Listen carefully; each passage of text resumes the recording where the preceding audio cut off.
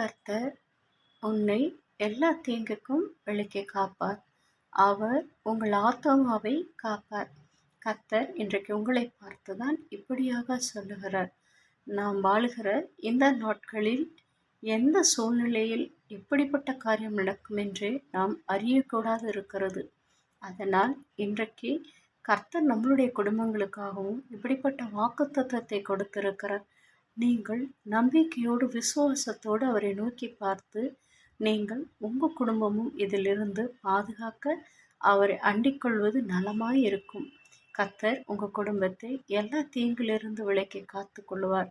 நிச்சயமாகவே உங்களுக்காக அவர் பாதுகாப்பையும் அரணையும் உண்டு பண்ணி வைத்திருக்கிறார். அவர் கொடுத்திருக்கிற இரத்தம் வெளியேற பெற்றது. உங்கள் மேல் அவர் ரொம்ப பிரியமாய் இருக்கிறார். அதனால் உங்கள் குடும்பங்கள் நிச்சயமாய் பாதுகாக்கப்படும்.